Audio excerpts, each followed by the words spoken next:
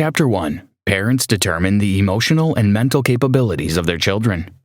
Parental actions can either help a child learn to love, respect, and be independent, or to experience fear, obligation, and guilt. The adults we become are direct results of our childhood, so while we must assume responsibility for our adult lives, we should not ignore the influence of childhood experiences. By understanding their importance, we can ensure that we focus on giving our children the best experience possible. Remember, irrespective of your childhood experiences, you can make different choices to get better results as an adult.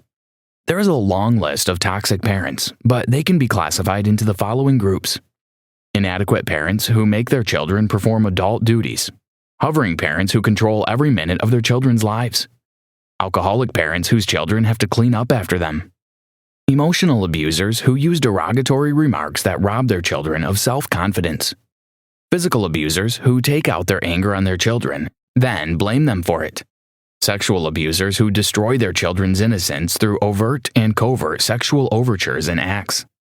Therapy is most effective when it proceeds down a double track, both changing current self-defeating behavior and disconnecting from the traumas of the past. Susan Forward. This summary will help you recognize ways in which your parents might have hurt you and might still be hurting you.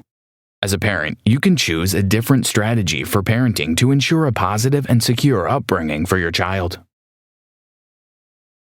Chapter 2.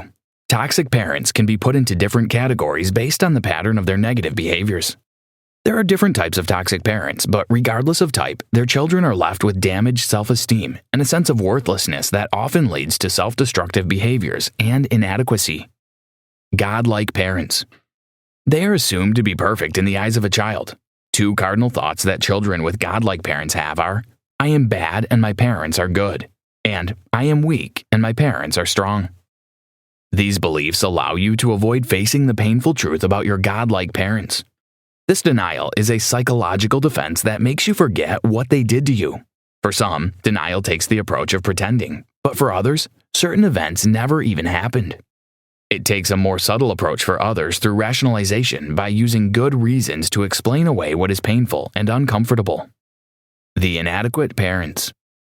Basic responsibilities for adequate parenting include providing for a child's physical and emotional needs and settling moral and ethical guidelines for them. Inadequate parents are not only unavailable to meet their children's needs, but they also expect and demand that their children take care of their needs too. Controlling parents. Often children who are over-controlled experience helplessness, inadequacy, and fear. And in adulthood, they still feel the need for parental guidance. As a result, their parents continue to manipulate and frequently dominate their lives, usually in the guise of concern, then feel betrayed and abandoned when the child becomes independent. When adult children attempt to free themselves from their shackles, these types of parents guilt-trip them and tag them as disloyal. If that does not work, they resort to manipulation. People react to intense control from toxic parents in two ways: capitulation or rebellion, and both responses are a form of control. Alcoholic parents. These parents play the charade of the normal family, making the child live in constant fear that he may accidentally expose and betray the family. A parent whose senses are dulled behaves irrationally, which manifests as an abandonment of the child's basic needs. Families with alcoholic parents often experience role reversal. The child becomes the parent. Many of these children go on to marry alcoholics and often become alcoholics themselves. Though bewildering, people tend to repeat family patterns of feelings, no matter how painful they are, and reenact past conflicts, hoping to win the battle and make things come right. This reenactment is called repetitive compulsion. Chapter 3. Negative parenting can damage a child for life. Parents who are verbal abusers demoralize their children by being overtly abusive or subtly sarcastic. Physical abusers, on the other hand, lack control over their deep-seated rage and often blame their children for their ungovernable behavior. Verbal abuse is as damaging as physical abuse. While one leaves scars on the outside, the other leaves bruises on the inside. Verbal abusers. These abusers have two distinct styles: those who attack directly by calling their children derogatory names, and the indirect verbal abusers who hide their abuse behind the facade of humor. Humor is good for family bonding as long as it does not belittle other members of the family. Remember, children have an innate need to get their parents' approval, and they internalize whatever these parents say about them. Some parents verbally abuse under the guise of guidance, and it is often hard for the adult child to acknowledge its destructiveness. While healthy parents meet their children's growing competence with excitement and joy, others will compete with their children. They pretend to want the best for them, but in reality, they just want to feel more successful than their children. The impossible expectation of perfection from children can lead to verbal abuse from parents. Because they are high achievers, parents often demand perfection from their children, who may be gifted in areas different from their parents. Two results come from this perfectionism. They may spend all their adult lives trying to win the love and approval of their parents, or they follow a path of rebellion to develop an aversion for success. Physical abusers. These types of parents let out their anger on their children and cannot exercise control over their impulses. Usually, physically abusive parents come from homes that have normalized abuse, so they pass on the vicious tradition to the next generation. Despite research showing that physical punishment does not help with the reprimand of a child, parents who were physically abused as children continue to use it to affect behavioral change. Beatings have proven to be only temporary deterrents that create strong feelings of rage, revenge fantasies, and self-hatred. Chapter 4. Parents who are sexual abusers destroy the very heart of childhood. Incest is perhaps the cruelest of human experiences. The legal definition of incest is sexual intercourse between blood relations that extends to all forms of sexual overtures or contact with the genitalia or other body parts. It also includes non-physical contact, such as asking for sexually suggestive photographs. Psychological incest involves the invasion of the child's sense of privacy with acts such as spying or making seductive comments.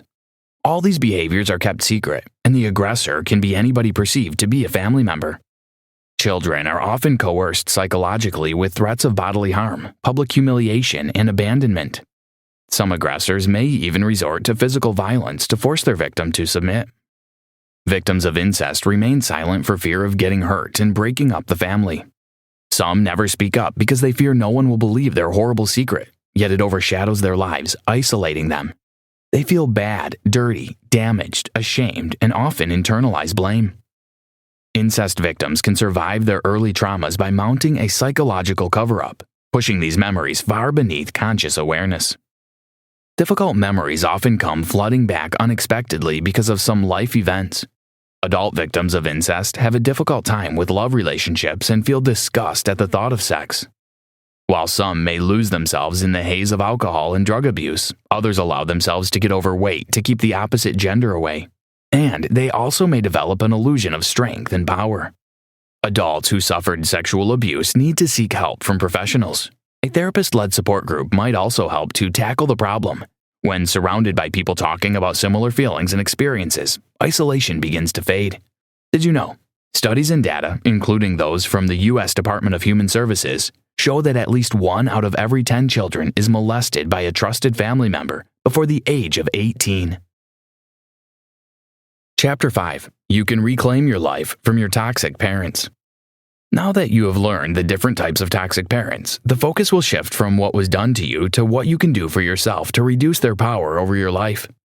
It's important to remember that you now have control, and you can change and shape your future towards a positive outcome.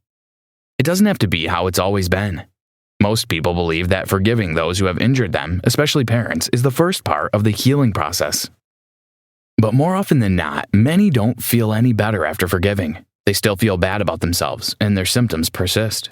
Forgiving their parents doesn't create any significant or lasting changes. Forgiveness, when rushed, prevents you from dealing with your feelings about the issue. When you forgive your parents, you become unable to acknowledge your anger against them and end up hating yourself for it. So it has to be done at the conclusion, not the beginning of your emotional cleansing. Forgiveness helps you let go of your need for revenge, which is a healthy step, but you don't have to pretend it didn't happen, diminishing the damage that has been done. Emotional and mental peace comes as a result of releasing yourself from your toxic parents' control without necessarily having to forgive them. Susan Forward. The only way to feel release from the anger that has built up over the years is to work through it, which means that you put the responsibility on your parents' shoulders where it belongs. Chapter 6. Self-definition will change the relationship between you and your parents. To be self-defined is to feel free to have your own beliefs, feelings, and behaviors, apart from those of your parents or others. This is something that many children of toxic parents often struggle with. But once you realize that you can break free and be independent, you start to see the world as an exciting place. No one can be totally self-defining all the time. We interact with others, and this interaction calls for a non-mechanical exchange of emotions. When you react in an automatic, knee-jerk way, you act without thinking, listening, and exploring your options. You are being reactive and giving up control, handing your feelings to someone else on a silver platter. When your feelings combine with reason, you become responsive rather than reactive, and your actions are not impulsive but carefully considered. Responsiveness allows you to maintain your sense of self-worth, despite anything your parents might say about you. You can become responsive in two ways. The first is learning to use non-defensive responses, especially with toxic parents. You hand over much of your power the moment you argue or try to get them to change their minds. But you can retain control by using non-defensive responses such as, "Oh, I see. That's interesting. I'm sorry you don't approve," etc. The second technique, which is making positive statements, can help you become less reactive and propel you further down the road of self-definition. Positive statements are declarations of your beliefs and what can change your mind about those beliefs. Chapter 7. Stop assuming responsibility for the abuse you experienced as a child. Often, adults take the blame for the abuse they suffered as children. They may feel reluctant to assign responsibility to their parents who were inadequate, ill, or appeared to have good intentions. But the intent is irrelevant. It's the result that counts. There are different ways to bury these negative emotions. Some opt for sickness or depression, while others deaden it with alcohol, drugs, food, or sex. Some may even blow up at every opportunity, letting anger turn them into a tense, frustrated, suspicious, belligerent person.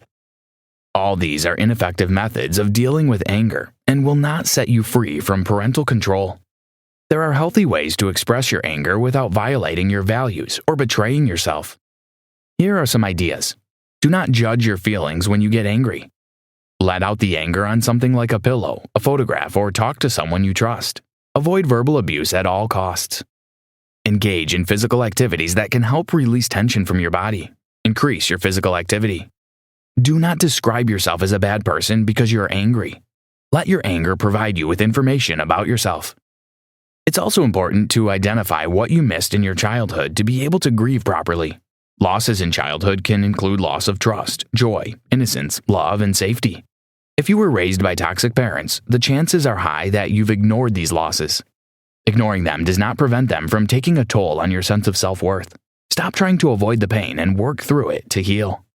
Grief is procedural, and we all have to go through the stages. Working through grief does not mean your life has to come to a halt. You can still carry out your daily duties. Do things you love to ensure the anger and grief you feel do not make you a bitter person. Talk to the people who are important to you and share how you feel. Avoiding grief prevents you from enjoying the truly good moments. When grieving, you may experience a range of emotions such as shock, rage, sadness, and sometimes disbelief. Free the child within you from taking the responsibilities meant for the adult version of you. Chapter 8. Confronting your toxic parents is the first step to your independence. The process of confrontation involves calmly articulating the negative experiences from your childhood to your parents and how you have been impacted by these experiences. But before taking this step, please ensure you check the following boxes. The 4 basic requirements you must meet before confronting your parents. Have the emotional strength required to handle denial, anger, blame, or the negative outcomes that may result. Have an effective support system for the entire exercise. Prepare your responses for any number of possible outcomes from the confrontation. Release yourself from bad feelings that emanate from your negative childhood experiences. If you don't feel capable of confronting your parents, you can write to them. Writing allows you to stay organized and in control of your thoughts.